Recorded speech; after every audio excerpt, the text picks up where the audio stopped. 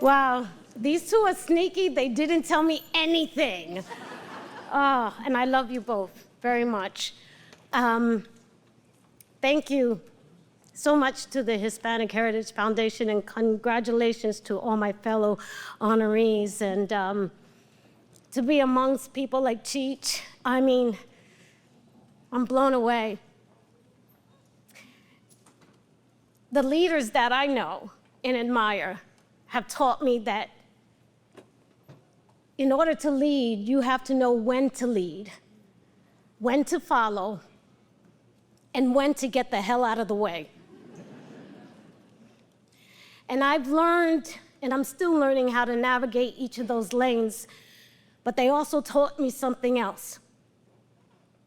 If you're gonna step in front, never fall back.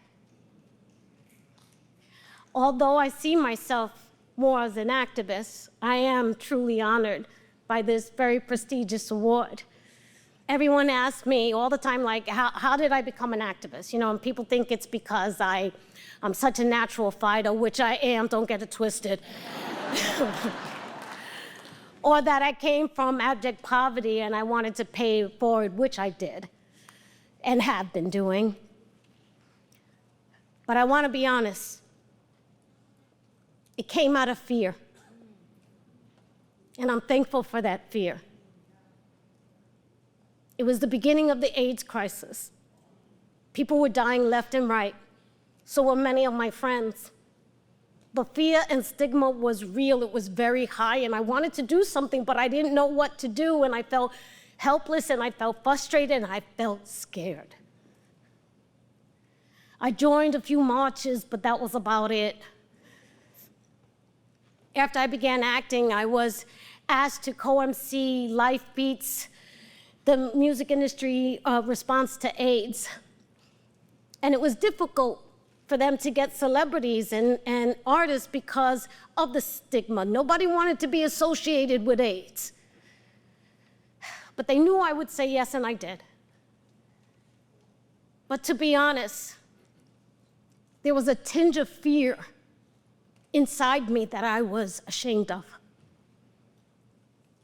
You see, it was the beginning of my career. The event was inspiring. I was on such a high. And then a dear friend of mine, he used to be my ex and he was gay, but I didn't care, but that's another story.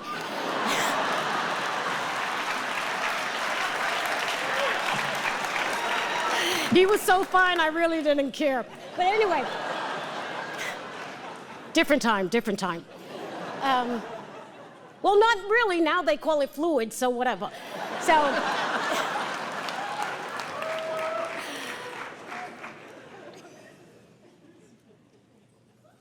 that same night, I had not seen him in a while, a couple of years, in fact.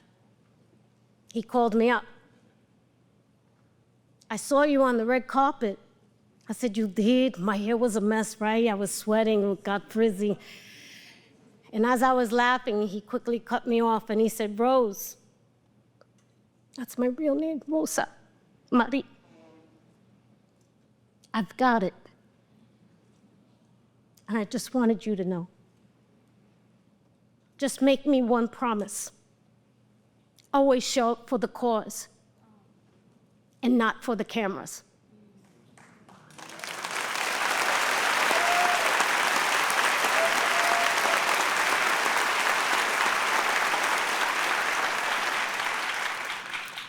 My heart shook that night, and that tinge of fear that I was so ashamed of was gone instantly.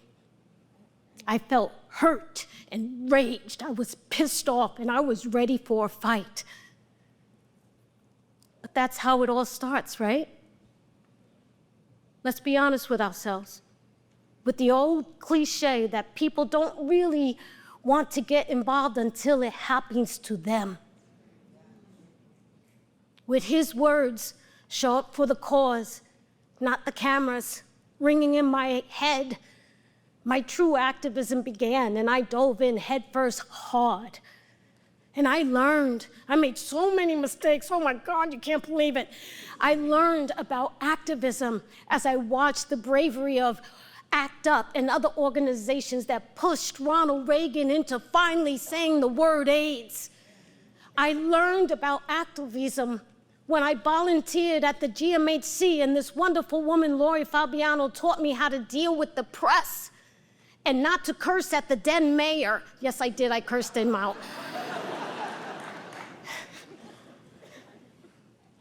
But I became an activist when I met activist and lawyer Delis de Leon.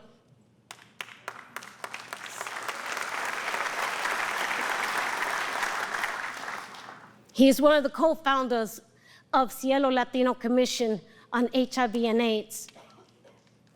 He taught me that we did not have time to waste, and we did not have the privilege of fear.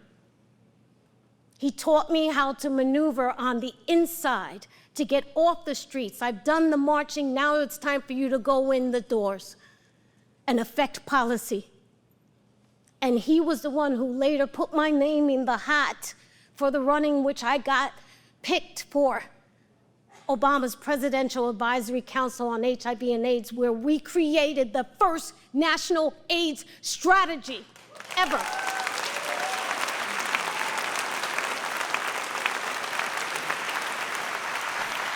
I carried that spirit and knowledge when I entered the entertainment industry. I was floored by the lack of opportunities and representation of our people in film, television, stage, and behind the scenes. It was disgusting. And I knew that the red carpet was the perfect platform, and I seized it. I kicked that door down. I saw that chair. I didn't wait for an invitation. I pulled that chair out, sat down, and pulled my ass up.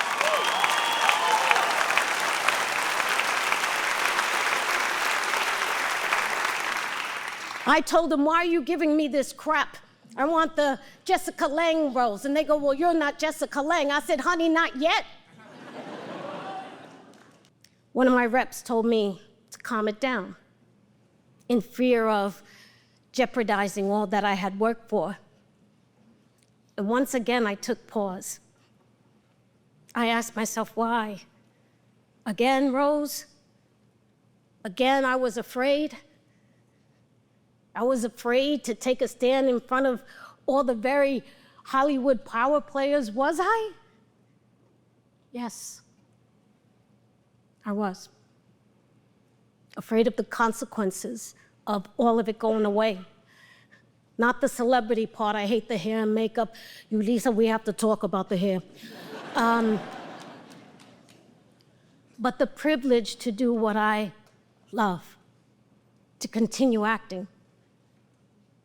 But I was more afraid of the ostracism continuing, not just for myself, but for my other Latino brothers and sisters in the game.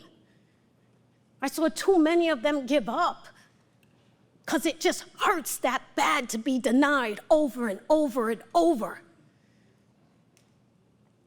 But I remember Dennis de Leon's words. We do not have time to waste, and we do not have the privilege to be fearful.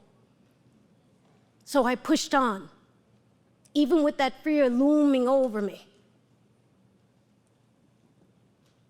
My girlfriend Rhonda asked me early on in my career, why are you always charging up the hill all alone?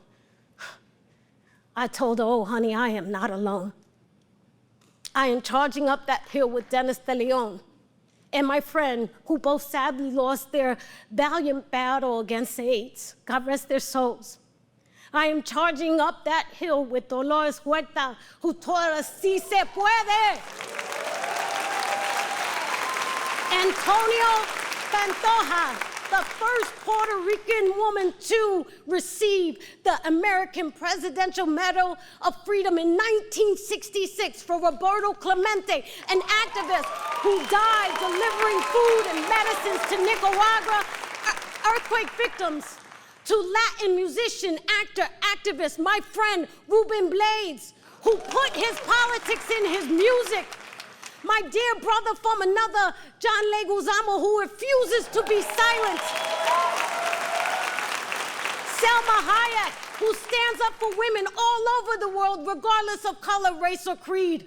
Wilson Cruz, who follows with me on marches. Eva Longoria, who uses all of her money, honey, yes. And the badass that he is, Bad Bunny.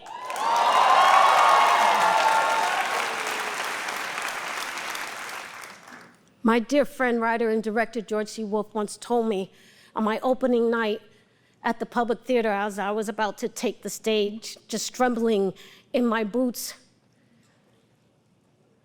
push through your fears and step into your greatness.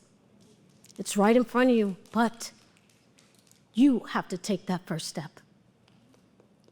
Fear is a powerful thing. It can be debilitating or motivational.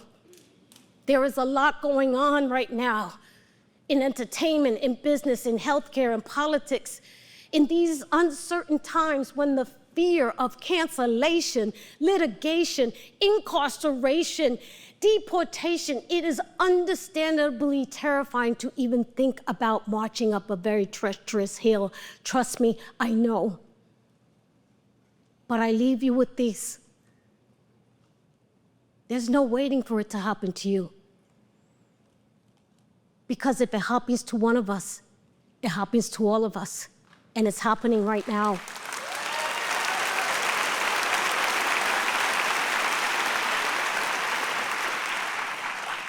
If you feel in your heart that there is a necessity for change for what is right and what is good, I ask you, try to dig deep and push through that fear and take that first step, even if it's a tiny one, because every drop in the bucket counts. And know that when you do, you will not be marching up that hill alone. Thank you.